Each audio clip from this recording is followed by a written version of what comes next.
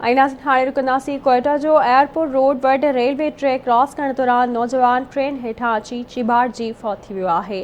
अफ़सोसनाक ख़बर आहे। अव्हांखे अपडेट कंदा हलूं। पुलिस वाक़े वारे हंधि पहुची नौजवान जो लाश खणाए अस्पताल पहुचायो आहे।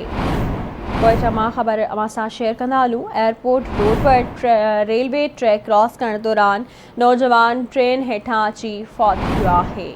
पुलिस वाक़े वारे हंधि पहुची नौजवान जो लाश खणाए अस्पताल पहुचायो आहे।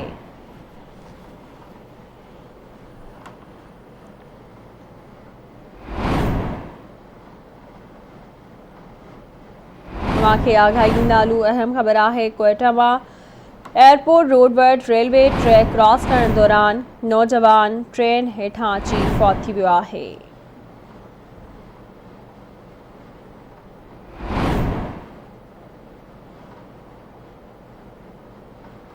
तफ़सील मालूम कंदासीं आज़ाद बलोच खां। जी आज़ाद, आगाही ॾिजो।